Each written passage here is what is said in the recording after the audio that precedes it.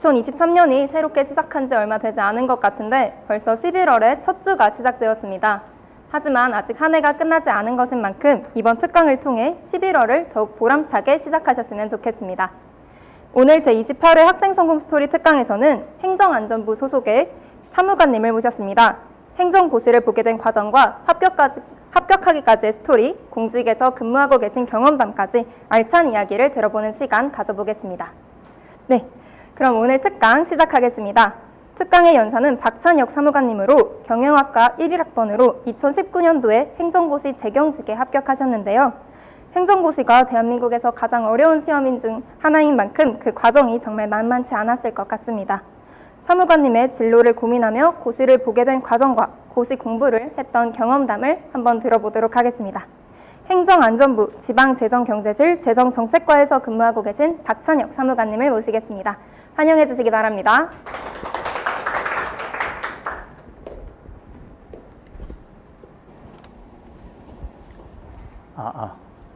일로 가야 되나? 네, 안녕하세요. 저는 경영학과 11학번으로 여러분들과 같이 이 학교를 다녔고요. 지금은 행정고시를 봐서 행정안전부라는 곳에서 재정정책 담당하고 있습니다. 그래서 여러분들 뵙게 돼서 반갑고요. 여기 현장에는 지금 한 10분 내외 와 계신 것 같은데 줌으로 이렇게 뭔가 하니까 약간 인간 강사 된 느낌도 들고 좀 신기하긴 합니다. 우선은 여러분들이 지금 소중한 시간을 이렇게 내서 와주신 만큼 저도 좀 가치 있는 얘기들, 좀 좋은 얘기들 많이 들려드려야 되는데 제가 여기 오기 전에 사실 한 1시간 정도 강연이 진행될 거라고 전달을 받았어요. 그래서 무슨 얘기를 해야 될지 좀 고민을 많이 했거든요. 그래서 제가 하고 싶은 얘기보다는 여러분들 듣고 싶은 얘기 들려드리는 게 맞는 것 같아서 뭐 사전 질문을 좀 받을 수 있냐 이런 문의를 한번 했었는데 그게 많지는 않다 그래가지고 그냥 제가 예전에 이제 시험 준비하기 전에 대학생 때 뭐 어떤 고민들을 했었는지 일단 그런 걸 기반으로 조금 준비를 해봤고요. 다만 이제 저는 사실 준비한 거 거의 안 해도 되고 여러분들 혹시 질문을 많이 해주시면 질의응답을 통해서 좀 많이 소통을 하면 좀 더 여러분들한테도 도움이 되고 저도 좀 보람 있는 시간이 아닐까 뭐 그런 생각이 들어요. 그래서 적극적으로 좀 질문해 주시면 제가 좀 더 진행하는데 좀 수월할 것 같아요. 그래서 좀 부탁드릴게요. 그다음에 일단은 시작하기 전에 제가 먼저 여쭤보고 싶은 게 있는데 방금 말씀드렸던 내용의 좀 연장선이거든요. 그래서 오늘 오신 분들 구성을 좀 알고 싶어요. 그래서 이게 시험을 준비하고 계신 분들인 건지 아니면은 고민 중이신 분들인 건지 그걸 좀 알고 싶은데 혹시 뭐 알 수 있는 방법이 있어요? 여기 현장에 계신 분들은 혹시 어떤 분들이세요? 이렇게 그럼 몇 학년이세요? 1학년이세요? 아, 그렇구나. 그러면은 사실은 공부를 하고 있는 분들은 많이 없을 것 같긴 하고 거의 이제 뭐 진입을 할지 말지 뭐 진로 탐색을 어떻게 해야 될지 뭐 이런 것들에 대해서 좀 고민을 많이 하고 있는 시기일 것 같고 그다음에 사실은 저기 화면에 계신 분들도 제가 지금 보니까 학번이 지금 2023, 2021, 2022 다 이러시네요. 지금 2023년이니까 다 1학년, 2학년 같은 분들이신 것 같아서 사실 그분들한테 좀 초점을 맞춰서 그러면 이야기를 한번 해보겠습니다.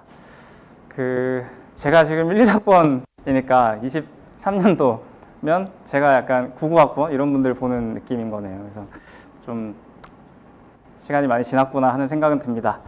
그러면 우선 시작을 해보겠습니다. 제가 오늘 할 이야기들은 이렇게 4가지인데요.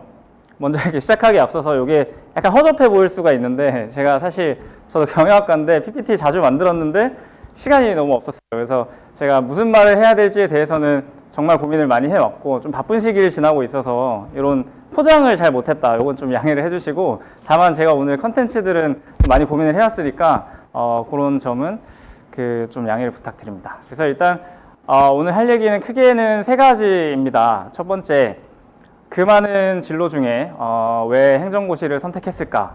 제가 고민했던 그런 과정들, 뭐 엄청난 건 없는데 그래도 뭐 이런 과정을 통해서 내가 생각을 하게 됐다. 이런 것들을 한번 공유를 해보려고 하고요.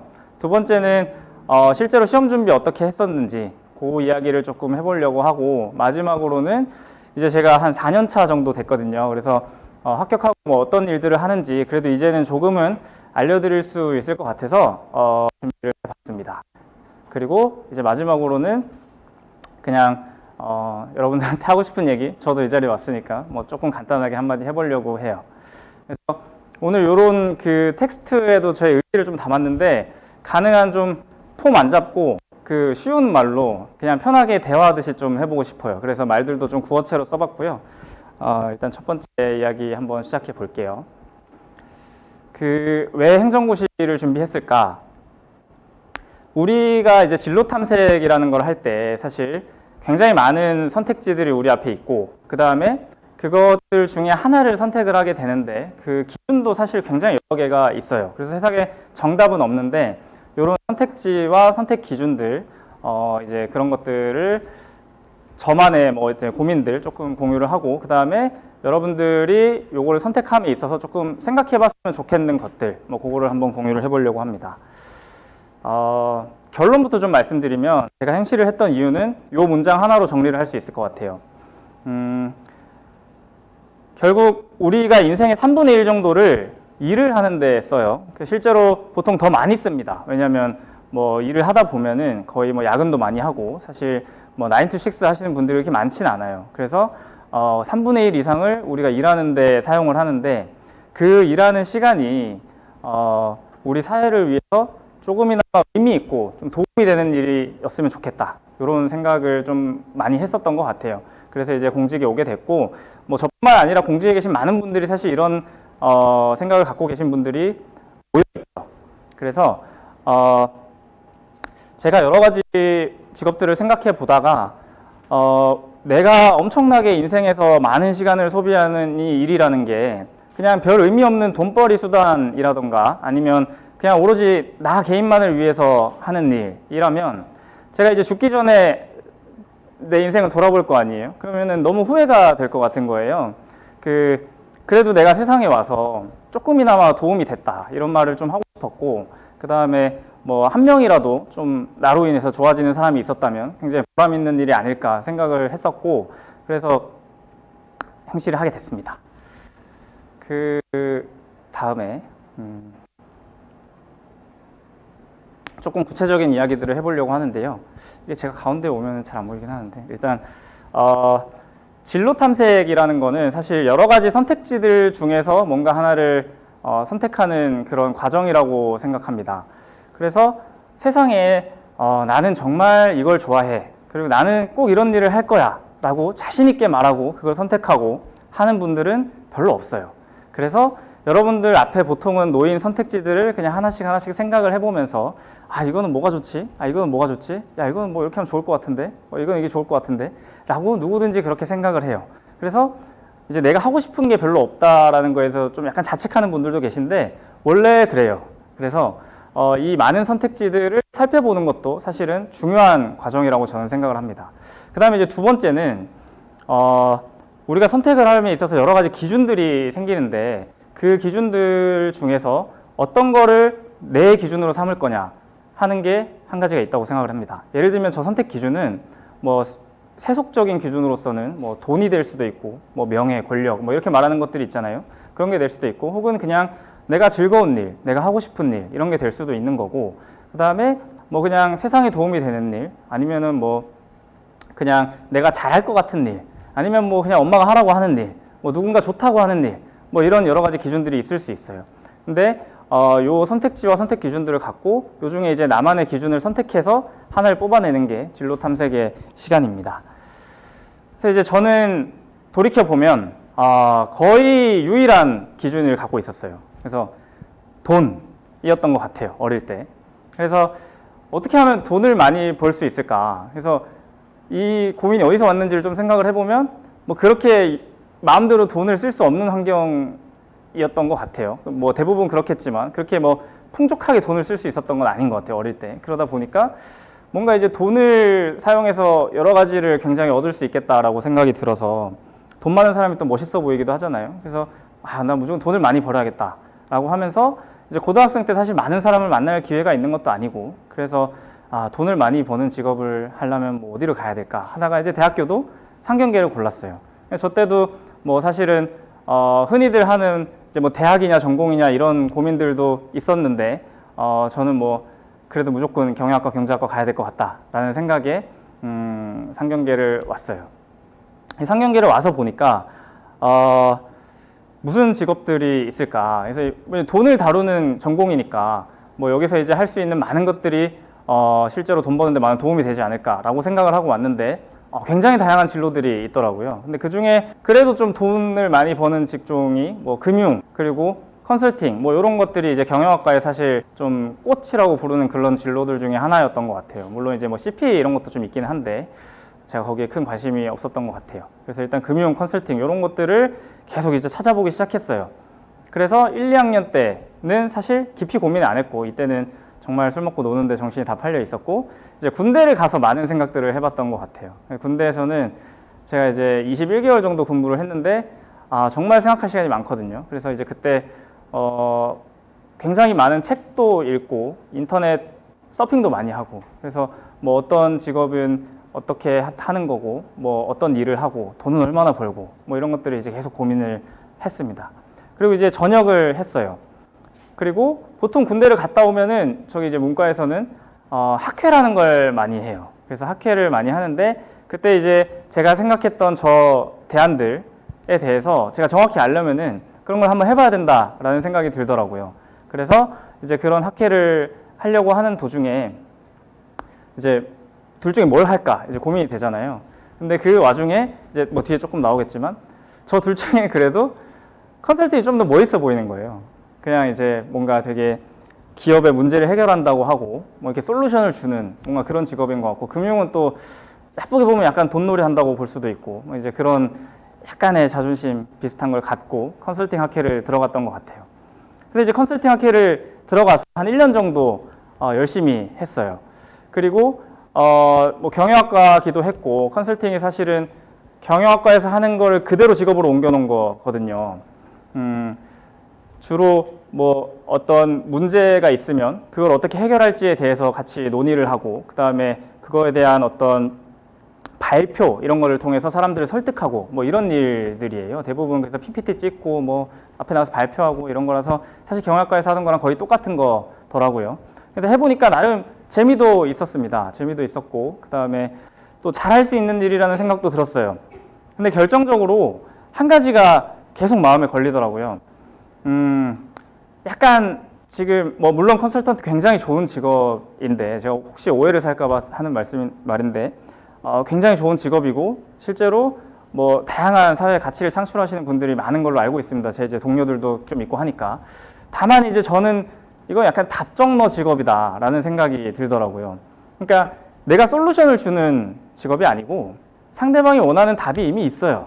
그리고 이제 거기에 대해서 좀 어떻게 잘 포장을 해가지고 이거를 뭐 이제 예를 들면 뭐 어떤 기업에 누가 말하면 이게 내 주장이 되니까 이제 남의 입을 약간 빌리는 뭐 그런 거거든요. 그래서 그 빌리는 내 입을 제공을 하고 좀 이렇게 예쁘게 잘 꾸며주고 그 다음에 돈을 받는 뭐 약간 그런 작업들이었던 것 같아요. 그래서 이게 무슨 의미가 있나 이건 진짜 정말 돈 버는 거 말고는 나한테 별로 가치를 주지 못하는 것 같다. 그래서 이렇게 막 1년 동안 뭘 해봤는데 별로 그 보람이랄까 일의 의미랄까 이거를 못 찾겠는 거예요. 그래서 이제 그때 진지하게 생각을 해봤어요. 내가 이게 이때까지 생각했던 그런 직업 선택의 기준들이 과연 옳은 것이었나 하고 이제 진짜로 한 거의 6개월을 가만히 앉아서 생각하는 시간들을 정말 많이 가졌어요. 그래서 어떻게 살아야 되지? 그때가 이제 3학년 2학기였거든요. 그래서 이제 돌이킬 수 있는 시간이 그렇게 많지는 않아요. 그래서 3학년 2학기 때 정말 깊은 고민에 빠졌습니다. 그래서 그때부터 이제 생각을 해봤던 것 같아요. 나는 어떤 사람이지? 나 어떤 걸 좋아하는 사람이지? 난 뭘 하고 싶지? 이런 것들을 고민을 한 번도 안 해봤던 거예요, 그동안에. 그러니까 이제 그때가 돼서야 이제 그 고민을 하기 시작했어요. 그래서 여러 가지 고민들을 하다 보니까 사실 내가 돈을 좋아하기는 해요. 돈 싫어하는 사람 어디 있어요, 세상에. 그건 거짓말이고요. 돈을 좋아하는데 다만 이제 그것만을 가지고 내 일을 하기에는 인생이 너무 아까운 것 같은 거예요. 그래서 이제 그 다음에 그럼 내가 일을 할 때 어떤 뭐 만족감을 느끼고 거기서 의미를 찾으려면 어떤 기준을 선택해야 될까? 내가 좋아하는 건 뭘까? 하고 이제 고민을 했을 때 요 세 가지 단어 정도였어요. 일단 아까 컨설팅 말했을 때 혹시 뭐 느꼈을지 모르겠지만 저는 이게 남이 시켜서 뭔가 하는 것보다는 제가 스스로 하는 걸 좀 좋아하더라고요. 그래서 좀 이렇게 주체적인 삶을 살고 싶다라는 생각을 많이 했었던 것 같습니다. 그래서 뭔가 내가 내 기준과 어떤 생각, 가치관을 갖고 그걸 일에 좀 투영할 수 있었으면 좋겠다 이런 생각들을 많이 했고, 그 다음에 내가 하기 싫어서 뭔가를 강제로 해야 되는 그런 일은 좀 없었으면 좋겠다. 예를 들면 뭐 영업을 해야 되면 하기 싫어도 맨날 술 먹으러 가야 되고, 그 다음에 뭐 예를 들면 뭐 변호사를 하면은 엄청난 범죄자도 내가 변호를 해줘야 되는 일이 생길 수 있잖아요. 그 다음에 고객들이 요청을 하면 대부분 해줘야 됩니다. 뭐 이제 그런 여러 가지 것들이 좀 없었으면 좋겠다. 이제 그런 생각을 좀 했고, 그 다음에 아까 이제 제가 서두에 좀 말씀드렸던 내 인생의 대부분을 일하는 데 쓸 텐데 그게 좀 그래도 의미 있는 일이었으면 좋겠다. 내가 그래도 어디 가서 좀 당당하게 자랑스럽게 말할 수 있고, 그리고 내 스스로 만족이 되는 그런 일이었으면 좋겠다. 이제 그거랑 좀 연장선에서 이제 그런 점에서 내가 보람을 느끼는구나. 그래서 나 보람을 느낄 수 있는 일을 찾아야겠다. 그래서 이 일을 선택할 때는 이 세 가지를 기준으로 하고 이제 돈은 다른 방법으로 벌자. 이런 결론에 다다랐어요. 그래서 요 세 가지 기준을 이제 고민을 하다 보니까 하나로 이제 수렴하더라고요. 그게 이제 공직이었어요. 공무원이라는 직업, 그 다음에 이제 정부가 하는 일 자체가 존재 이유가 국가와 국민을 위한 겁니다. 그래서 실제로 내가 하는 일들이 뭐 짜잘한 것들도 많고 별 의미 없는 것들도 많지만 그게 사실은 작은 하나하나들이 모여서 결국은 큰 변화를 만들어내는 거거든요. 그러니까 조금이나마 내 주변 사람들, 그 다음에 내가 살고 있는 이 사회 좀 낫게 만드는데 도움이 될 것 같다는 생각을 했습니다. 그래서 이제 공직에 가게 됐고요. 요거 다음에. 네, 그래서 여기까지가 이제 제가 공직에 가게 된 스토리. 그 다음에 요거는 이제 제 과정인데, 여러분들이 그러면 그동안에 어떤 기준들을 갖고 또 고민을 하고 계실지 모르겠지만, 제가 겪었던 시행착오들을 바탕으로 혹시 이제 이런 것들을 좀 생각해 보면 좋지 않을까라는 점에서 생각해 본 한 4가지 정도입니다. 일단은 사람이 다 달라요. 그래서 나는 어떤 사람인가를 파악하는 게 굉장히 중요한 것 같습니다. 근데 이게 굉장히 너무 당연하고 추상적인 단어잖아요.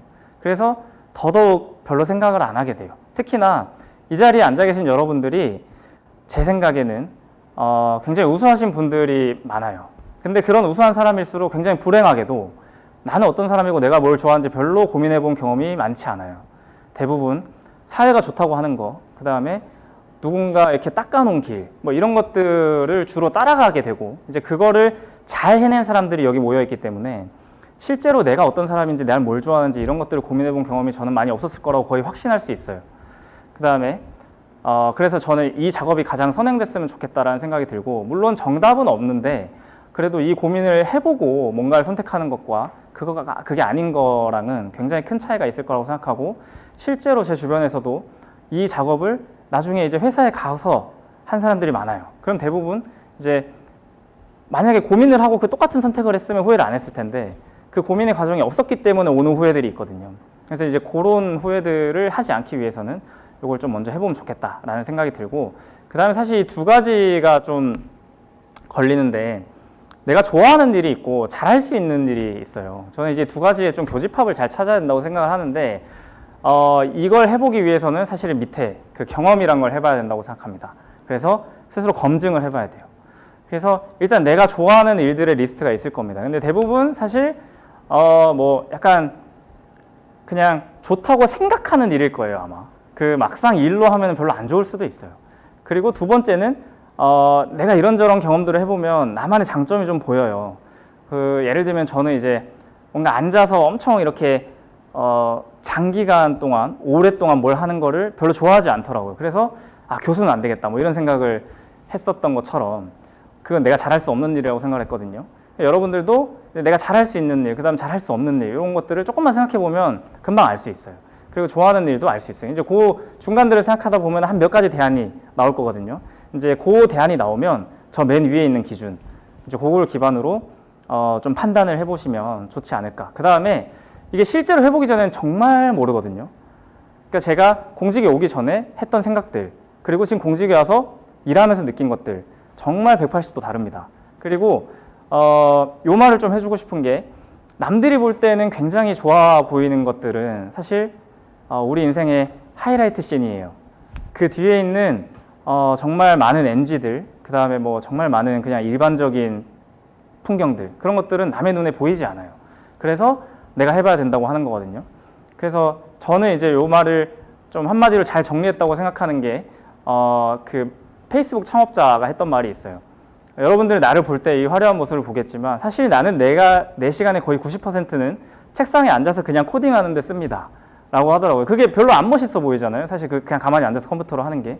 근데 사실은 대부분 그런 일일 가능성이 많아서, 이제 그 업의 대부분을 차지하는 작업이 뭔가, 이런 것들은 실제로 해봐야 알기 때문에 내가 실제로 그걸 뭐 좋아하고 잘하는지는 조금 경험을 해보는 게 필요한 것 같아요. 그래서 이제 검증 과정을 좀 거치시면 좋겠고, 여기까지 첫 번째 파트고, 두 번째는 실제로 그러면은 제가 결심을 하고 나서 이제 공부를 어떻게 했었는지 그 얘기를 좀 해보려고 합니다.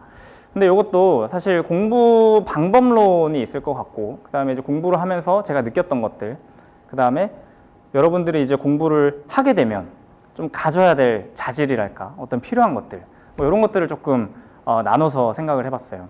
근데 첫 번째 공부 방법론은 사실 인터넷에 엄청 많아요. 그리고 저보다 더 뛰어나신 분들이 쓰신 합격 수기들이 넘쳐나요. 그거를 보시면 되기 때문에 저는 요거는 간단하게 할게요. 그리고 혹시나 나중에 질의응답 때 실제로 저희 궁금하신 분이 계시면 그때 자세히 설명해 드릴게요. 제가 3년간 했던 작업이라서 아직도 기억이 생생히 나요. 그러니까 저거는 질의응답 때 나오면은 제가 자세히 얘기하는 걸로 하고 간단히 하고 넘어갈 거고요. 두 번째, 공부하면서 느꼈던 것들을 조금 중점적으로 이야기해 보려고 해요. 그다음 마지막에 필요한 것들은 그냥 한번 이제 참고 삼아 이런 것들이 좀 필요한 것 같다라는 그냥 제 생각이에요. 그러니까 꼭 저게 뭐 정답은 아니고. 전반적으로 그 일단 시간, 장소, 학교 생활 이렇게 세 가지로 나눠봤는데, 저는 한 3년 정도 공부했고요. 그러니까 뭐 평균적인 그냥 수험생이에요. 그리고 시간은 하루에 한 열 몇 시간씩 공부를 했는데, 제 루틴은 9시에 나와서 밤 12시에 집에 가는 거였어요. 그리고 처음에 시작할 때는 주 7일을 공부를 했고, 조금 이제 연차가 쌓이면서는 좀 힘들어가지고 하루 정도 쉬었어요. 이제 그 쉬는 날도 뭐 이제 조금씩 타협을 해갔죠. 토요일 오전만 쉬자 이렇게 했다가, 또 좀 한 6개월 지나고는 토요일 오전과 일요일 오전을 쉬자 이렇게 했다가, 나중에는 토요일 오후부터 일요일 낮까지 이렇게 계속 이렇게 바뀌었는데, 일단은 기본적으로 9시에서 24시, 그 다음에 주 최소 6일 요 정도 생활은 하셔야 된다. 이게 이제 기본적인 거고, 그 다음에 장소는 저는 학교 고시반에서 공부했어요. 그리고 학교 고시반이 아니라면 다른 선택지는 보통 신림동이 있는데, 그 신림동과 학교 고시반의 차이는 저는 뭐 거의 없다고 생각해요.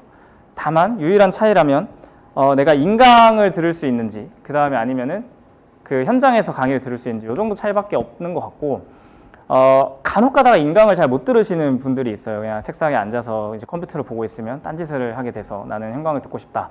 그런 분들만 신림동이 조금 우위를 가지고, 나머지는 그냥 취향껏 하시면 됩니다.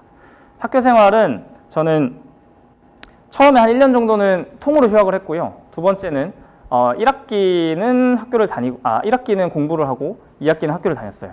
이제 그렇게 좀 병행을 하면서 진행을 했다. 그래서 휴학은 총 한 2년 정도 한 것 같아요. 두 번째는 이제 1차 시험. 이게 이제 PSAT라고 부르는 건데, 요 시험이 사실은 좀 사람을 타요. 좀 쉽게 말하면. 그래서 다행히 저는 이제 운이 좀 좋아서 요 1차 시험을 어렵지 않게 넘어갈 수 있었어요. 그래서 제가 여기 1차 시험에 대해서 뭐 가타부타 뭐 성적을 올리거나 했던 경험이 있는 게 아니기 때문에 그 말씀을 드리는 건 적절하지 않을 것 같아서, 1차 시험에 대해서 생각하는 어떤 저의 그런 뭐 좀 한 2가지 정도 짚고 넘어갈 점이랄까, 그거를 한번 꼽아봤는데요. 일단 1차 시험은 정말 중요해요. 왜냐면 보통은 2차 시험이 사실 행시 메인이기도 하고 보통 거기에 초점을 맞춰 준비를 하는데, 2가지 측면에서 1차는 정말 중요한 게, 너무 당연한 얘기지만 1차를 떨어지면 절대 합격을 못해요. 그건 너무 당연한 얘기죠. 근데 이게 곱씹어 생각을 해보면 보통 1차 준비를 시험 직전에 막 조금 하다가 2차 준비를 1년 동안 해요. 그게 아무 의미가 없는 거예요. 어차피 1차를 못 넘으니까. 그 다음에 두 번째는 1차를 패스를 못하면 2차가 안 늘어요. 왜냐면 여러분들 시험 직전에 내 공부량과 시험 2달 전에 내 공부량을 생각해 보면 돼요. 그러니까 1차를 합격하지 않으면 나는 시험 기간이 없는 거예요. 그냥 가상의 시험을 두고 계속 공부를 하는 건데, 그거는 이제 우리가 예를 들면 3월 둘째 주에 여러분들 중간고사 공부해요? 안 하죠. 인간이 그렇게 될 수밖에 없어요. 그래서 닥쳐야 열심히 하기 때문에 실제로 1차 시험을 합격하고 2차를 준비하는 그 과정이 굉장히 중요합니다. 그래서 그때 실력이 확 늘거든요. 그래서 저는 이제 1차를 어느 수준까지 꼭 올려놓고 그 다음에 2차 공부를 해라. 이걸 좀 추천을 드립니다. 두 번째는 기출문제를 굉장히 중요시 여겨야 된다. 요거는 2차보다 1차에 훨씬 더 많이 적용되는 말인데, 물론 모든 시험에 다 똑같이 적용되지만 이 기출문제라는 게 정말 정말 중요합니다. 왜냐하면 1차 시험이라는 게 어떤 정해져 있는 지식을 묻는 시험도 아니고요. 그 다음에 정형화된 틀이라는 게 별로 없어요. 그래서 기존에 어떻게 나왔는지 약간 귀납적으로 접근할 수밖에 없거든요. 근데 이거를 기출문제를 가지고 재해석한 게 사실은 사설 문제들인데, 그거 가지고 양치기를 아무리 해봤자 별로 의미가 없는 행위들인 거예요. 우리가 뭐 예를 들면 축구나 뭐 이런 걸 할 때도 사실은 필드에 뛰는 것도 중요한데 그 기본 동작들을 좀 잘 갖추고 그 다음에 연습을 해야 빨리 늘잖아요. 그런 것처럼 기출문제를 정말 외우듯이 분석하고 공부하는 게 중요하다. 저는 그렇게 생각하고, 실제로 저는 기출문제 말고 다른 문제는 거의 안 봤습니다. 그래도 합격할 수 있다. 두 번째, 2차입니다. 요거는 제가 말하는 게 별로 의미가 있을지 잘 모르겠어요. 왜냐하면 지금 거의 다 시험을 고민하는 학생들이라고 생각해서 그냥 아주 간단히 하고 넘어갈게요. 여러분들 행실 준비하면 요 세 가지 과목을 준비하게 돼요. 카테고리인데 행시는 사실 경제학과가 압도적으로 유리해요. 거의 대부분 경제학에서 공부량이 많이 투입이 되고, 그 다음에 승패도 거기서 많이 갈립니다. 그래서 경제학이 되게 중요한데, 경제학 공부는 제 생각에는 기본적으로 논리가 되게 중요해요. 그래서 그걸 잘 이해를 하고, 그러고 나면은 그게 나한테 체화가 되면 직관적으로 어떤 문제를 봤을 때 아, 이렇게 되겠구나라는 생각이 들어요. 근데 그 점을 좀 잘 빨리 체득하는 게 되게 중요한 것 같고, 그 다음에 이거 사실 수학이거든요. 거의 수학이랑 모든 사고 과정이 다 똑같아요. 그래서 수학을 잘했던 분들이 유리하다. 그 다음에 실제로 사고 과정뿐만이 아니라 학문을 하는 데 있어서 수학을 도구로 사용하기 때문에 수학 공부하듯이 공부하면 되고, 그 다음에 수학 공부도 같이 많이 해야 된다. 이런 문제를, 그리고 마지막에 거기서 연관되는 건데, 경제학 공부는 논리를 이해하고 직관적으로 이렇게 하는 것도 중요하지만 뭐 이렇게 텍스트를 가지고 오래 붙잡고 있으면서 이해를 하려고 하기보다는 그냥 수학 문제처럼 많이 풀어보면 빨리 늘어요. 그래서 그 얘기를 좀 드리고 싶고, 두 번째는 이제 법인데, 법이 사실 굉장히 논리적인 학문이에요. 왜냐하면 그 누구든지 이 법을 통해서 처벌도 할 수 있고 뭐 불이익을 줄 수도 있고 하기 때문에 누구든지 납득시킬 수 있어야 되거든요. 그래서 굉장히 논리적인 구조를 갖고 있는 학문인데, 그 논리 구조를 이해하는 게 제일 먼저입니다. 근데 요거는 좀 특이한 게, 보통은 이제 우리가 이해를 하고 나면 암기를 좀 안 해도 된다 뭐 이런 생각들을 가지고 있잖아요. 실제로 경제학은 그래요. 별로 외울 게 없어요. 근데 법은 정말 정말 많이 외워야 돼요. 저는 여기서 좀 힘들었는데, 이게 왜냐하면 외우지를 못하면 시험장에 가서 풀 수가 없어요.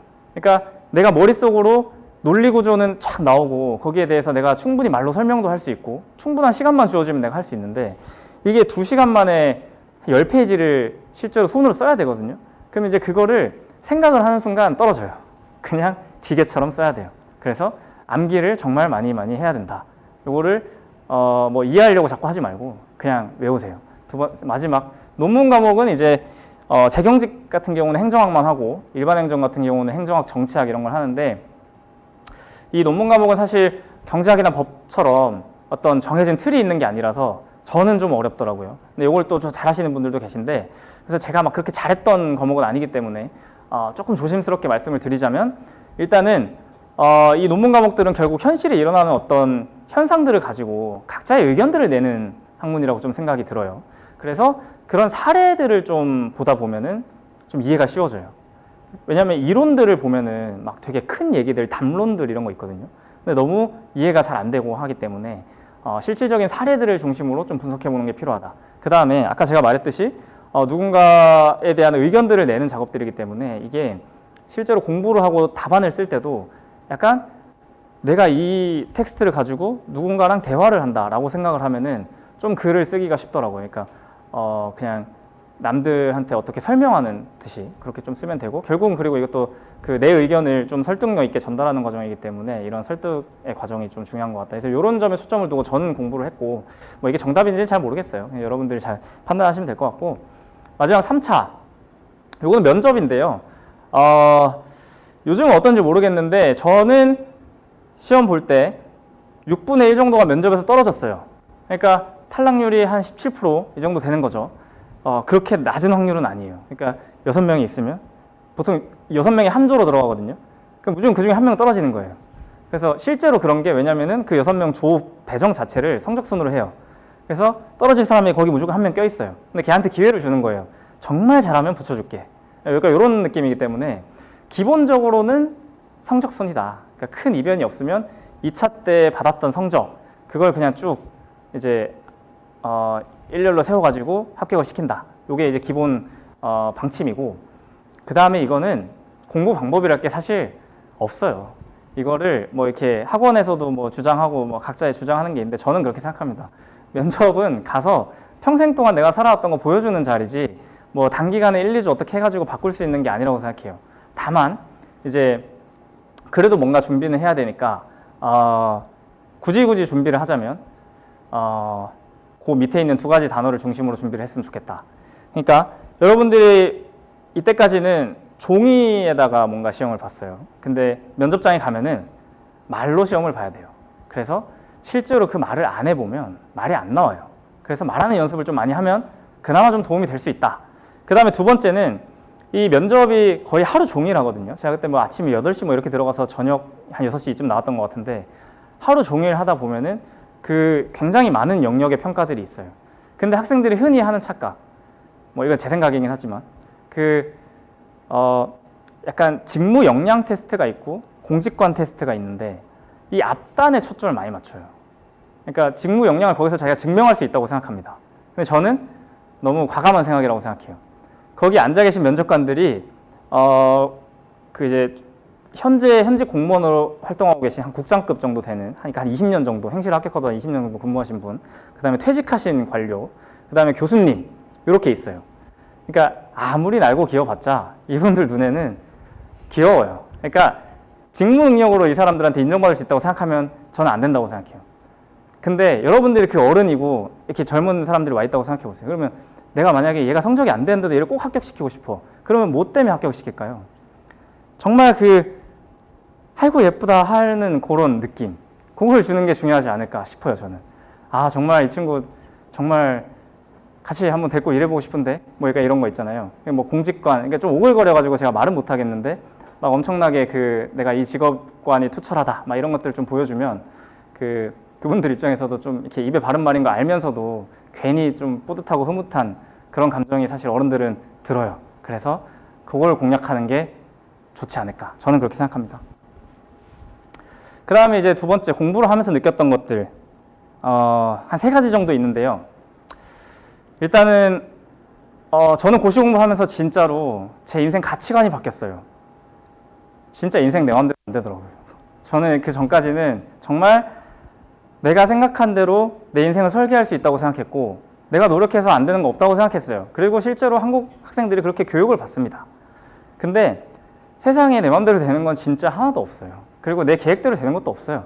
그거를 공부를 하면서 느꼈던 것 같아요. 그러니까 제가 처음에 저라는 사람을 잘 알기 때문에 공부를 진득하게 앉아서 오래 못하는 사람이라고 생각을 해서 정말 짧은 시간 안에 나 빨리 끝내고 나가야겠다 하고, 무슨 자신감인지 모르겠는데 1년 안에 나 합격하고 나간다 했기 때문에 제가 9시에서 24시를 주 7일 하루도 쉬지 않고 1년을 할 수 있었던 거예요. 그리고 그때 뭐 술도 정말 한 방울도 안 마셨고 사람도 한 명도 안 만났어요. 정말 공부만 했는데 그러고 나서 시험을 봤어요. 될 줄 알았어요. 근데 뭐 이렇게 택도 없는 건 아니었지만 한 0점 몇 점 차이로 떨어졌어요. 근데 이제 떨어지고 나니까 허탈한 거죠. 근데 허탈한데 그때는 그렇게까지 뭐 슬프지 않았어요. 여러분들 생각해보세요. 이게 보통 2, 3년 정도 하니까 첫 시험에 그래도 내가 뭐 합격하고자 했지만 떨어져도 그렇게 뭐 좌절하거나 이러진 않아요. 오히려 다음에 잘 될 거라는 생각을 하겠죠. 그래서 더 자신감을 갖고 이제 2번째 시험을 준비했죠. 근데 이제 거기서 많은 깨달음을 얻었어요. 그러니까 당연히 될 거라고 생각을 하고 주변에서 다 그렇게 얘기를 하고 그리고 이제 준비를 하고 자신이 있었는데 정말 예상치도 못한 일이 생기더라고요. 그런 변수들이 삶에서. 근데 그건 내 의지랑 전혀 상관없는 일이었고 뭐 그런 일들 때문에 결론적으로는 제가 시험 날 동안 잠도 거의 못 자고 시험을 제대로 볼 수가 없었어요. 그때 뭐 개인적인 일이 좀 있어서. 근데 그걸 겪고 나니까 너무너무 억울한 거예요. 이게 내 의지랑 전혀 상관이 없잖아요. 저는 제 자유의지로 모든 걸 할 수 있다고 생각했는데. 그래서 이제 그때부터 좀 많은 걸 돌아보기 시작했어요. 그러니까 주변의 사람들도 눈에 들어오더라고요. 그러니까 그 전에는 좀 부끄럽지만 굉장히 오랫동안 공부를 하신 분들도 있었고 뭐 이렇게 하면은 저는 실력이 없는 거라고 생각을 했거든요. 근데 꼭 그런 것만 아닐 수 있겠다는 생각을 하고 좀 사람이 잘 되고 잘못되는 데 있어서 굉장히 운이 중요하구나 이런 생각들을 많이 했던 것 같아요. 그래서 그 삶의 태도가 정말 많이 바뀌었던 계기고 여러분들도 아마 이 시험 준비를 하면서 그걸 굉장히 많이 느낄 거예요. 그래서 실제로 정말 능력이 있고 실력이 좋은 분인데 시험에만 가면 번번이 잘 안 되는 분들이 있어요. 근데 그게 뭐 그 사람이 잘못해서라기보다는 저는 이제 그 운이 나빠서 그런 거라고 생각하고 여러분들이 실제로 이 학교에 와 있는 것도 굉장히 사실 운이 좋은 거예요. 그거를 조금만 내 인생에서 이때 뭐가 있었으면 어땠을까를 생각해 보면 그 결론을 얻을 수 있어요. 그래서 이게 뭐 운이 중요하니까 우리가 운명론에 맡기자 이런 뜻이 아니라 확신도 하지 말고 좌절도 하지 말라는 거예요. 그래서 약간 마인드셋에 결국은 좀 문제다. 그래서 여러분들이 내가 정말 할 수 있다고 확신을 하는 건 좋지만 그게 너무 지나쳐서도 안 되고 그 다음에 혹시나 잘 안 됐을 때 너무 좌절하지도 마라. 그리고 마음가짐에 있어서도 운칠기삼이니까 뭐 그냥 맡겨놓자는 게 아니고 운이 7할이니까 잘 안 되더라도 너무 자책하지 말고 그 다음에 언제 운이 찾아올지 모르니까 항상 그 3할을 내가 갖추고 있는다 이런 마음으로 좀 준비를 하면 이 긴 수험 생활에 있어서 좀 마인드 컨트롤에 큰 도움이 되지 않을까 저는 그렇게 생각합니다. 실제로 저 이 태도를 갖고 나서 인생 사는 게 굉장히 편해졌어요. 그래서 이제 잘 안 돼도 뭐 어차피 그래 뭐 다음에 잘 되겠지 뭐 이렇게 생각하고 나니까 스트레스 받을 일 많이 줄어들고 정말 저는 오히려 그러니까 고시 합격보다 더 큰 교훈을 얻었다고 생각합니다. 두 번째, 저를 보면 어떠세요? 좀 약간 외로움 많이 탈 것 같아요? 아닐 것 같아요? 그렇죠. 약간 안 탈 줄 알았어요. 근데 진짜 외로워요. 왜냐면 인간은 사회적 동물이다. 저 말 많이 들었는데 제가 저걸 간과했어요. 고3이랑 고시생은 굉장히 큰 차이가 있습니다. 대한민국의 모든 19살은 다 수능 준비해요. 그래서 내 친구들도 다 수능 준비하고 있기 때문에 상관없어요. 그냥 재밌어요, 나름. 근데 이제 고시생은 대한민국에 있는 예를 들면 뭐 여러분들 한 25살 준비한다고 치면 대한민국의 25살 중에 0.1%나 될라나? 네, 그러니까 정말 몇 명 없고 그거를 혼자 해야 돼요. 근데 이게 뭐 하루 이틀도 아니고 한 3년을 해야 되니까 그때 이제 여러분들 친구들이 보통 뭐 할 때냐면 보통 취업해요. 취업하고 돈 벌어요. 그리고 놀러 가요. 그리고 그 인스타에 올려요. 카톡에 막 프사 바뀌어요. 막 재밌게 엄청 놀고 다녀. 그럼 나 뭐 하고 있지? 왜냐면 이게 합격한다는 보장만 있으면 괜찮아요. 예를 들면 여러분들 뭐 이게 주식에 돈을 100만 원 넣어놨어. 그래서 내가 오늘 당장 너무 거지야. 그래서 밥도 못 먹어. 근데 내일 이 주식이 200만 원이 될 거라고 생각하면 전혀 상관없잖아요. 근데 이거는 정말 안 될 가능성이 훨씬 높은 시험이기 때문에 그 불확실성이 주는 어떤 힘듦과 이 친구들의 삶과 내 삶과의 비교, 저도 안 그럴 줄 알았는데 진짜 힘들었습니다. 그래서 공부는 진짜 하나도 안 힘들었는데 이게 저를 가장 힘들게 했던 것 같아요. 그래서 여러분들도 내가 어떤 사람인지를 좀 생각을 해보고 이걸 많이 타는 분들이나 아니면은 주변에 너무 내가 뭐 이렇게 영향을 많이 받을 것 같다 하면은 진짜 고민 좀 해봐야 됩니다. 그리고 만약에 이제 공부를 하기로 마음을 먹었더라도 실제로 그 외로움에 어떻게 대처할 건가 그거를 좀 나만의 방법을 갖고 있어야 돼요. 좀 약간 부끄럽지만 제가 고백하듯이 하는 얘기입니다. 그 다음 마지막에는 내가 어떤 사람인지를 잘 알아야 빨리 합격할 수 있는 것 같아요. 제가 지금 두 번째로 해놓은 게 육식동물, 초식동물 이야기를 했는데 제 생각에는 요 두 부류로 좀 설명을 하면 이해가 쉽지 않을까 합니다. 육식동물은 24시간 중에 거의 대부분 누워서 자잖아요. 사냥을 하거나 뭐 뛰어다니는 시간이 별로 없어요. 초식동물은 보면 하루 종일 먹어요. 그리고 어딘가 계속 돌아다녀요. 그러니까 이 두 가지의 차이는 결국은 그들은 똑같은 삶을 뭐 조금 다르지만 어쨌든 자신에게 주어진 삶을 그냥 끝까지 살잖아요. 근데 그 사는 방법이 굉장히 다른 거죠. 그러니까 공부를 하는 것도 약간 이런 특성들이 있어요. 막 집중적으로 정말 짧은 시간에 열심히 하시는 분들이 있고 정말 성실하게 오랜 기간 동안 열심히 하는 분들이 있어요. 저는 약간 전자에 가까웠거든요. 항상 벼락치기 인생을 살아왔고 이제 후자처럼 공부를 해야 된다면 저는 못했을 거예요. 그래서 초반에 치고 나가셔야 됩니다. 육식동물 스타일은. 그거를 본인이 어떤 사람인지 잘 파악을 해야 돼요. 그래서 만약에 내가 육식동물 스타일인데 초식동물처럼 막 엄청 꼼꼼하게 막 처음부터 막 이렇게 막 방대하게 하려고 하면은 쉽지 않아요. 그래서 자신에게 맞는 전략을 좀 취하는 게 중요하다. 그게 이제 세 번째랑도 연결이 되는데 내가 성실함을 좀 추구하는 사람인지 요령을 추구하는 사람인지 이거에 따라서 어떻게 보면은 강의를 듣더라도 내가 선택할 강사가 바뀌고 그 다음에 내가 뭐 책을 고르더라도 두꺼운 책, 얇은 책 뭐 이렇게 좀 굉장히 많은 선택의 순간들이 오는데 요거를 항상 좀 기준을 갖고 있어야 됩니다. 그 다음에 이게 내가 어떤 사람인지를 알고 나면 남한테 휘둘리지 않을 수 있어요.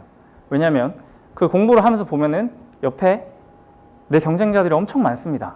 그리고 그들이 뭐 이제 하는 말들이 굉장히 많아요.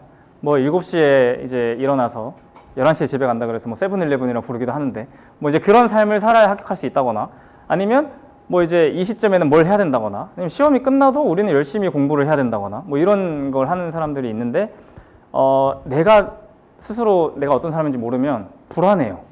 근데 저는 약간 육식동물 스타일인 걸 알았기 때문에 시험이 2차 시험이 6월에 끝나거든요. 그리고 그 발표가 9월에 나요. 그러면 이제 보통 한 1, 2주 정도 쉬고 그때도 계속 공부를 하시는 분들이 초식동물 스타일이고요. 저는 6월에서 9월까지 선도 안 됐어요. 왜냐면은 그 시간이 없으면 전 다시 공부를 못할 거 알았으니까. 근데 그거를 불안하지 않게 그냥 놀 수 있는 거는 내 자신을 알아야 가능한 겁니다. 이게 안 그럴 거라고 생각할 수 있는데 옆에 누가 공부하고 있는 거 보면 진짜 불안해요. 그래서 요걸 좀 잘 생각을 해보는 게 중요한 것 같다. 마지막은 공부에 필요한 것들. 첫 번째, 정말 현실적인데 돈과 시간이 필요해요. 돈이 뭐 그렇게 많이 들지는 않는데 뭐 로스쿨이나 이런 것들을 비교해서 근데 최소한 공부하면서 돈 걱정은 하지 말아야 됩니다. 그래서 여러분들이 뭐 어떤 환경에 있든 간에 진입하기 전에 돈이 얼마가 들고 그걸 어떻게 조달할 건지 계획을 다 세워놓고 들어오셔야 돼요. 두 번째는 시간입니다.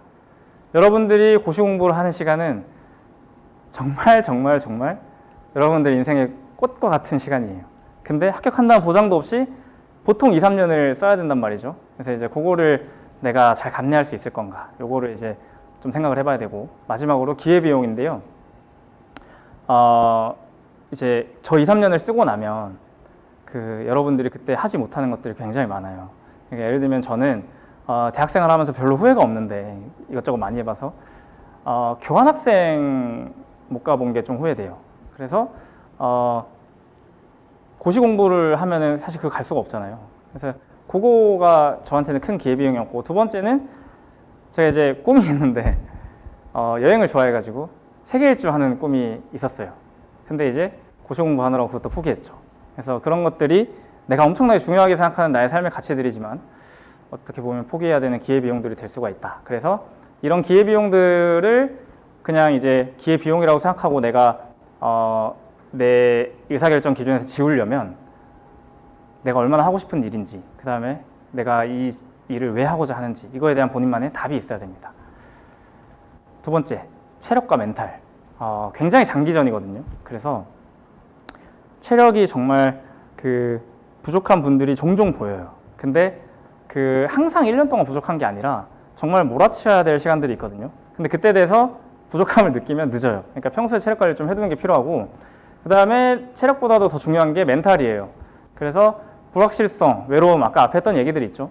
그거를 내가 어떻게 감내할 건가 나만의 관리법을 좀 마련해 놓는 게 필요합니다. 그래서 스트레스 관리를 좀 잘 하시는 분들이면 상관없는데 그게 잘 안 되면 내가 어떤 걸 할 때 스트레스가 풀리는지 그런 것들을 좀 잘 고민해보고 잘 준비하는 게 필요한 것 같아요. 저는 이제 주로 운동 같은 걸 했는데 이건 사람마다 너무 다양해가지고 이제 내가 어떤 걸 할 때 스트레스가 풀리나 이런 걸 잘 고민해 보시면 좋을 것 같아요.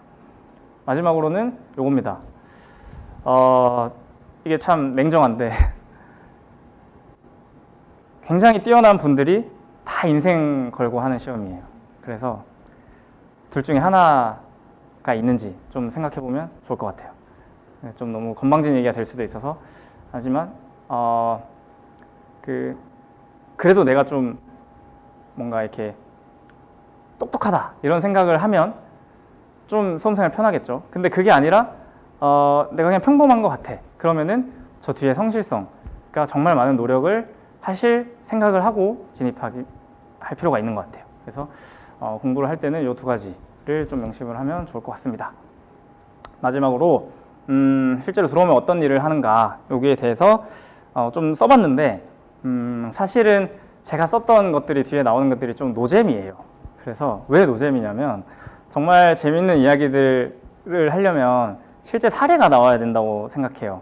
근데 이게 지금 제가 오프 더 레코드면 괜찮은데 공직에 있으면 함부로 말 못하게 되는 것들이 진짜 많거든요. 그래서 지금 다 녹화가 되고 있고 나중에 영상으로 남을 거라서 제가 그런 얘기를 못하는 게 좀 너무 아쉽고, 그래서 일단 하는 일이 좀 너무 추상적으로 설명이 될 수도 있는데 이런 배경에서 좀 제가 이렇게 할 수밖에 없었다 좀 이해를 해주셨으면 좋겠습니다.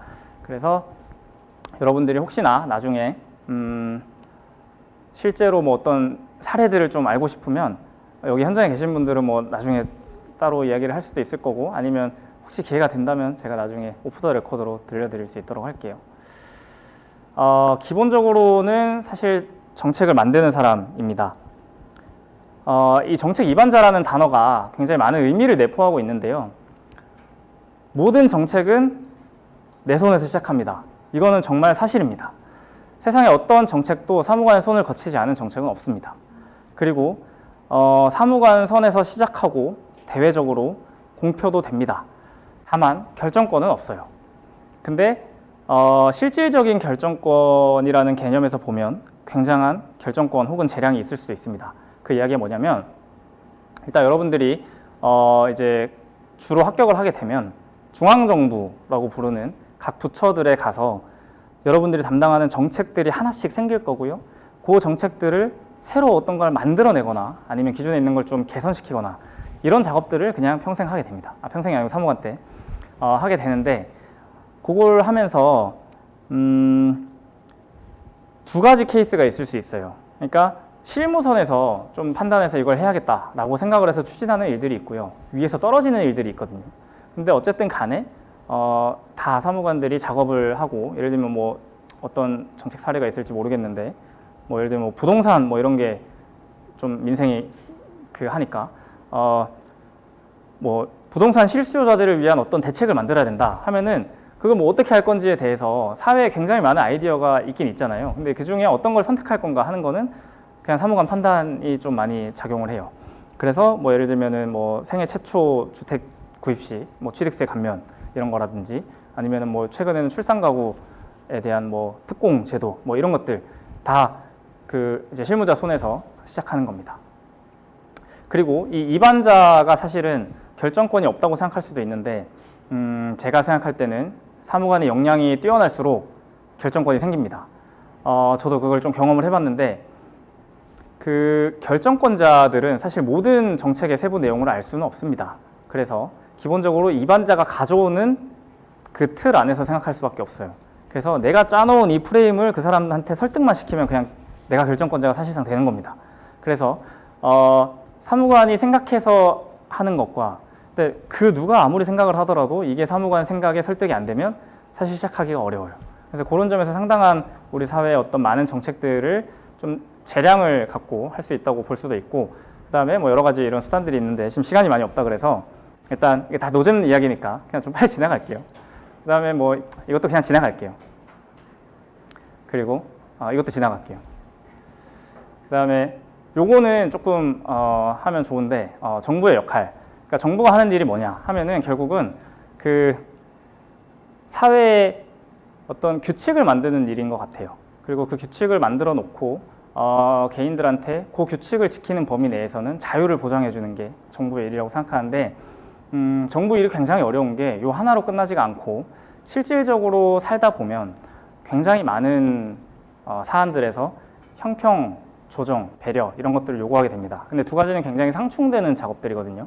그래서 요 사이에서 이제 정부가 오갈 때마다 서로가 좀 중시하는 것들이 많이 바뀌게 되는 것 같아요. 그래서 결국은 모든 정책이 요 두 가지 틀이랄까, 어떤 가치랄까, 이런 것들을 두고 생각을 하면서 어떤 가치에 좀 더 방점을 찍고 정책을 만드느냐, 뭐 이런 게 정부가 하는 일이 아닐까. 결국은 가치 판단하는 일인 것 같아요.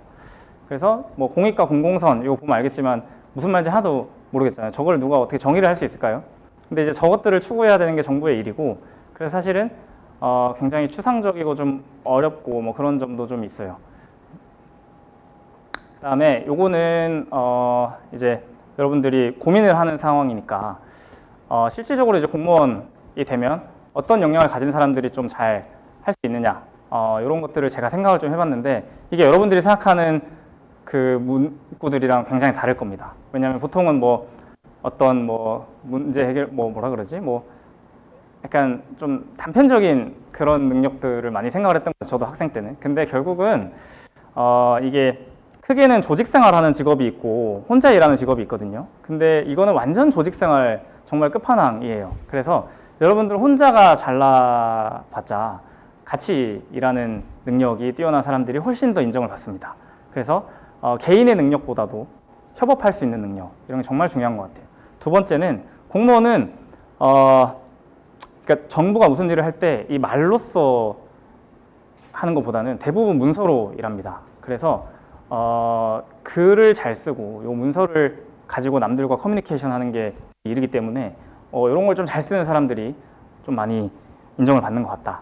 그 다음에 세 번째는 결국은 사람들이랑 같이 하는 일이잖아요. 그래서 조직 생활이랑도 좀 연동이 되긴 하는데 그런 공감 능력, 그러니까 소위 말해서 인기 많은 사람들 있잖아요. 그런 사람들이 공무원을 잘하는 것 같아요. 왜냐하면 사실 공무원 일이라는 게 뭐 이렇게 엄청나게 대단한 이런 걸 하는 건 아니라서 그냥 이제 저런 것들, 그 다음에 뭐 태도라고 이야기하는데 그런 태도가 보통은 좀 열심히 하려는 의지나 어떤 성실성 이런 건 것 같아요.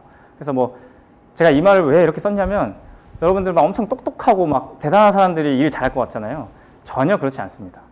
그래서 너무 그런 어떤 걱정이랄까 뭐 이런 건 안 해도 된다. 그래서 이런 것들이 오히려 더 중요하다. 그 다음에 실질적으로 평판, 이게 정말 중요합니다. 공무원 사회에서. 왜냐하면 민간기업처럼 어떻게 숫자로 특정되는 성과가 별로 없어요. 뭐 얘가 돈을 얼마를 벌었다든가 어떤 상품을 런치해서 뭐 어떤 매출을 얼마만큼 일으켰다든가 이렇게 평가할 수 있는 기준이 별로 없기 때문에 이 사람 어떻더라, 이 사람 잘하더라, 이 사람 좋더라, 이 사람 같이 일하면 좋더라, 뭐 이런 평판들을 의해서 움직이는 그런 조직이다, 이렇게 생각하고. 적합한 사람, 이것도 중요하겠죠.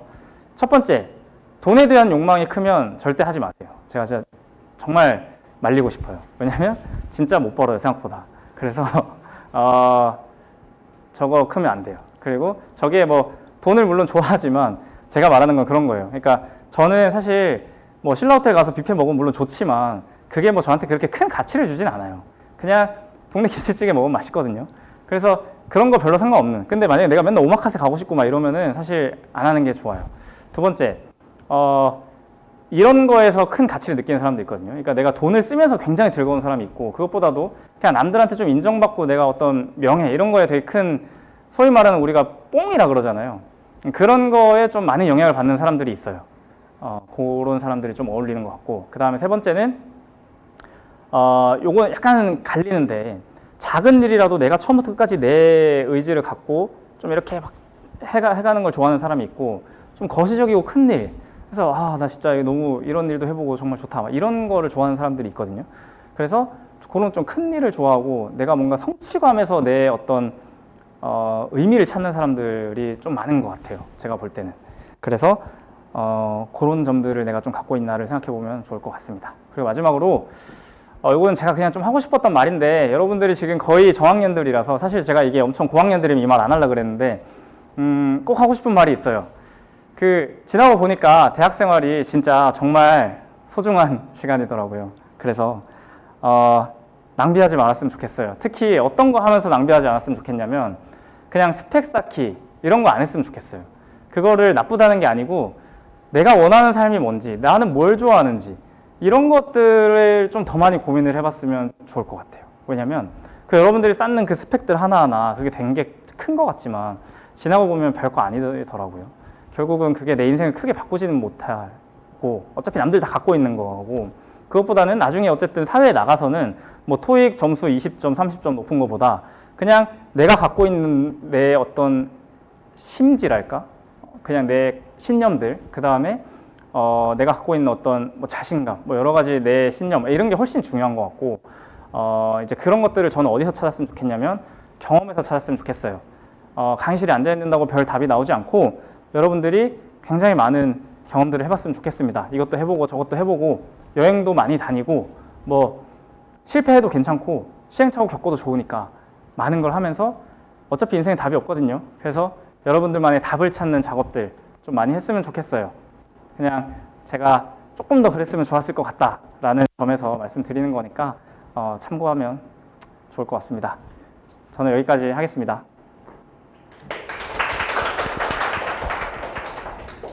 네. 드릴까요?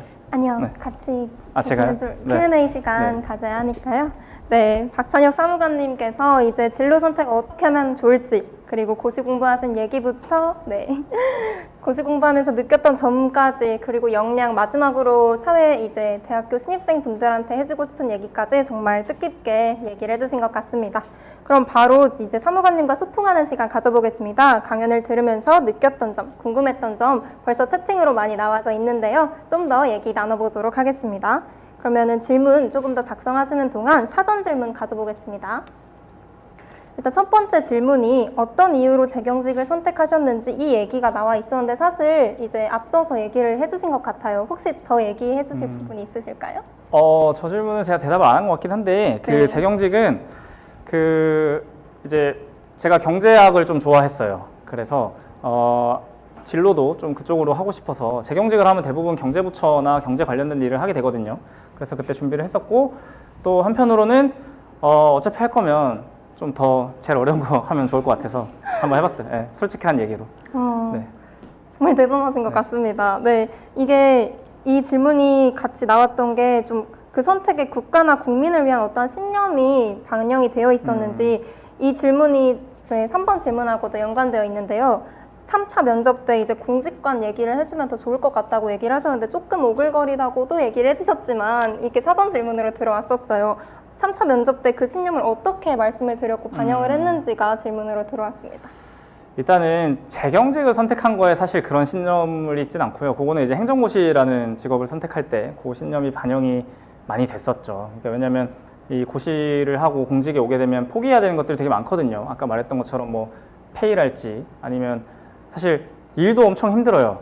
뭐 이게 다양한 것들을 많이 포기를 해야 되고 자유도 많이 없어요. 뭐 이제 그 국민들이 공직자에게 요구하는 수준이 되게 높기 때문에 이제 그런 것들을 많이 포기를 해야 되기 때문에 거기에 이제 좀 많은 신념들이 반영이 돼 있는 것 같고, 이제 3차 면접 때도 사실은 그런 질문을 꼭 합니다. 왜 공무원이 되고 싶으냐? 이제 거기에 대해서 다 남들이 비슷한 말을 많이 하게 돼요. 근데 이거를 그 친구들이랑 이렇게 모여가지고 그 예행 연습 같은 걸 하거든요. 그러면은 그게 제 눈에도 보여요. 얘가 그냥 외워서 하는 건지 진심인지. 그게 진짜 제 눈에도 보이는데 그분들 눈에는 오죽하겠어요. 그러니까 진심인 게 결국 통한다. 저는 그렇게 생각하고, 그거를 뭐 풀어내려는 노력을 물론 해야겠지만 그 노력의 근저에는 그냥 내가 얼마나 이 일을 원하는지에 대해서 사전에 많은 좀 스스로에 대한 문답 그리고 생각 이런 것들을 많이 해보는 게 좋지 않을까 생각합니다. 네, 답변 감사합니다. 그리고 이제 혹시 일찍 고시에 붙은 경우에 대학 졸업을 늦게 하는 경우도 있는지라는 질문이 있었는데 혹시 주변 사례가 있을까요? 네, 굉장히 많은데 저분은 아마 그 좀 일찍 준비를 하시는 것 같아요. 근데 이게 규정이 있어요. 그 합격을 하면 1년 내에 무조건 공직에 들어와야 됩니다. 그래서 뭐 1학년 때 합격하면 학교 졸업을 못하고 들어와야 되고요. 거기에 대해서 어떤 예외를 인정하지 않습니다. 그래서 뭐 일찍 합격하고 뭐 재학하고 이런 게 원천적으로 불가능하기 때문에 어느 정도 그 시기를 잘 맞추는 게 중요합니다. 네. 이런 모르셨던 부분까지 얘기를 또 해주셨던 것 같고 이제 채팅으로 들어온 질문 말씀드리겠습니다. 합격까지 3년이 걸리셨고 고시를 준비하는데 3년의 기간을 잡으셨다고 얘기를 해주셨는데 혹시 어떤 기준을 가지고 생각을 하셨는지 궁금하다고 하십니다. 아, 저게 좀 잘 전달이 안 됐나 본데 네. 일단은 제가 합격까지 3년이 걸린 건 맞고 처음에 준비할 때는 저는 1년 만에 하겠다고 생각은 했어요. 그래서 그 기준이 있었던 건 아니고 그냥 오래 공부하는 게 힘들 것 같아서 좀 짧은 시간에 열심히 하자 이런 생각을 했던 것 같고 그 다음에 보통은 3년을 생각을 하게 되는 경우가 많은데 왜냐면 합격자 평균이 3년에서 3년 반 정도 걸려요. 그래서 그냥 그게 보통의 합격자들이 그 정도 하기 때문에 나도 그 정도 걸린다라고 생각하는 게 제일 합리적이에요. 그러면은 좀 질문이 잘못 이렇게 전달이 됐다고 얘기도 하셨는데 그러면 만약에 1년을 설정을 했는데 3년까지 가신 거잖아요.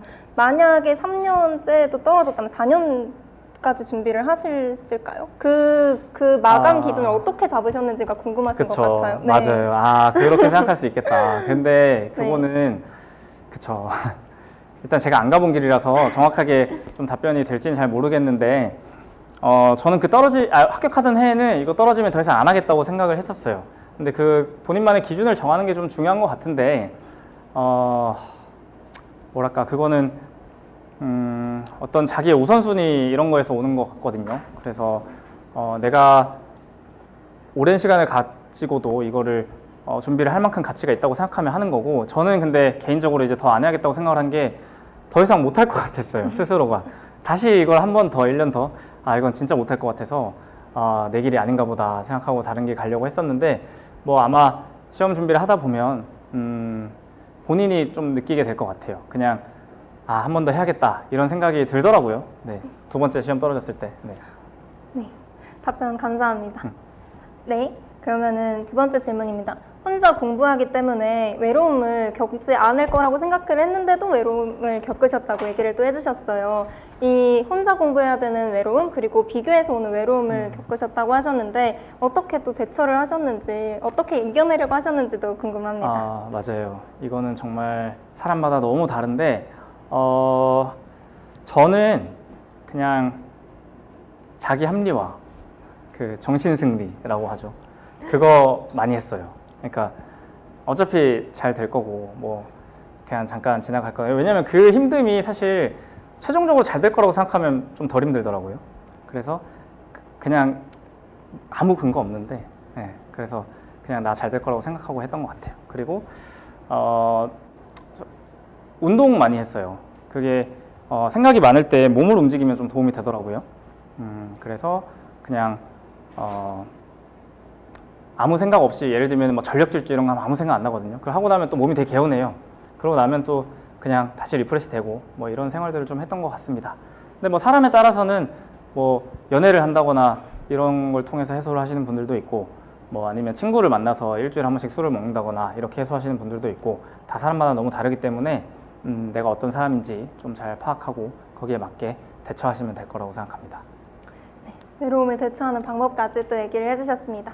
그러면은 이제 세 번째 질문 드리겠습니다. 이제 행정고시 시험이 워낙 어렵다 보니까 불확실성이 정말 큰 것 같은데요. 이때 멘탈 관리를 어떻게 하셨는지 네. 그러니까 아까 좀 비슷한 답변인데 네. 그냥 별 특별한 방법이 없어요. 그냥 자기 합리화하는 거고 확신 없어요. 확신 있는 사람이 어디 있어요. 적합한 사람인지 당장 불합격하더라도 언젠가 합격을 할 것이라는 것을 판단할 수 있는 기준은 없습니다. 진짜 없어요. 그리고 1차를 가지고 뭐 조금 추정은 해볼 수 있겠죠. 그러니까 왜냐면 1차가 저게 사람을 탄다고 아까 말씀을 드렸는데 좀 냉정하지만 잘 안 되는 케이스들이 좀 있어요. 그래서 그게 너무 안 되면 좀 이 시험이랑 잘 안 맞는가 보다 생각을 할 수도 있을 것 같고 그 다음에 사실은 그 합격자들의 어떤 특성이랄까 뭐 그런 것들을 좀 고민해보면 도움이 되지 않을까라는 생각이 지금 좀 들기는 하네요. 왜냐면 아까 말씀드렸듯이 그렇게 절대적인 공부 시간을 좀 버틸 수 있어야 되고 그 다음에 좀 뭐 성실성이나 뭐 여러 가지 이런 능력들도 좀 담보가 돼야 되고 그 다음에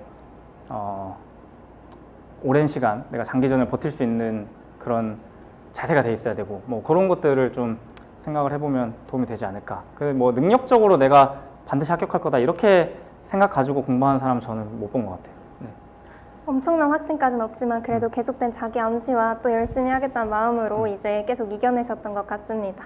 그러면 채팅으로는 마지막 질문입니다. 고시를 이제 준비를 하는 게 다른 사기업 취업에 비해 어떤 메리트가 있는지, 이거는 또 이제 어떤 입장이셨는지도 궁금하신 것 같습니다. 일단은 저는 이제 가장 큰 차이가 제가 선택했던 기준을 좀 갖고 말씀을 드리면 어떤 내 일의 의미와 목표인 것 같아요. 그냥 예를 들면 사기업에서 하는 게 뭐 지금은 제가 좀 다르게 생각해요. 사기업에서 하는 것도 굉장히 큰 사회에 도움이 된다고 생각하는데 그때 당시에는 그 사기업에서 이제 내가 아무리 열심히 뭔가 일을 해봤자 그냥 회사 돈 벌어주는 것밖에 더 될까? 뭐 이런 생각들을 좀 했었던 것 같아요. 지금 생각하면 좀 약간 어린 생각인 것 같긴 한데 그래서 어쨌든 공직에 와서 뭔가 일을 하면 좀 내가 어떤 일을 할 때도 그게 좀 아무리 힘들고 뭐가 있어도 뿌듯함을 느낄 때들이 종종 오는 것 같아요. 그게 뭐 항상 그렇지는 않은데 그래서 그게 좀 메리트가 있고 그 다음에 좀 현실적으로 물어보시는 것 같기는 해가지고 제가 저 메리트라는 단어가 그래서 좀 그런 현실적인 관점에서 생각하면 일단은 첫 번째 돈은 사기업이 훨씬 낫고요. 두 번째 안정성. 저는 사실 안정성이나 이런 거를 별로 중요하게 생각하던 사람이 아니었는데 그런데도 회사에 오니까 그 안정성이 정말 저를 편안하게 만들어 주더라고요. 특히 내가 아플 때나 이럴 때 있잖아요. 주변에 이제 좀 나이 드신 분들 보면은 갑자기 아파지시는 분들이 많아요. 그러면 뭐 예를 들면 내가 암이 걸렸다 이러면은 보통 회사는 나를 버릴 거예요.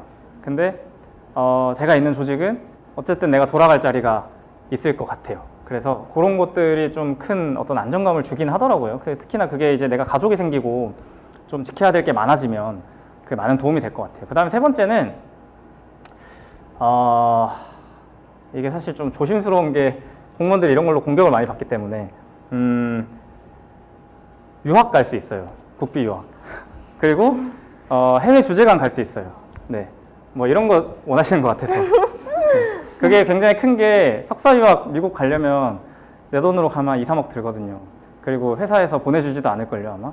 그래서 이제 그런 거 좀 장점으로 볼 수 있을 것 같고 그 다음에 어쨌든 해외 주재관 같은 거는 아무리 내가 뭐 돈을 많이 벌고 뭐 어떤 걸 해도 좀 얻을 수 없는 경험이에요. 왜냐하면 외국에 나가서 내가 대한민국을 대표해서 나가 있는 경험인 거고 저도 얼마 전에 뭐 이제 좀 출장이나 이런 거 가서 좀 많은 걸 느꼈는데 정말 그거는 공직에서만 경험할 수 있는 것들이더라고요. 그래서 그런 경험들이 좀 소중한 사람들이 있어요. 그래서 그런 것들이 좀 메리트가 될 수 있지 않을까 생각합니다. 네, 현장에서 혹시 질문 있으신 점 마이크로 들어보겠습니다.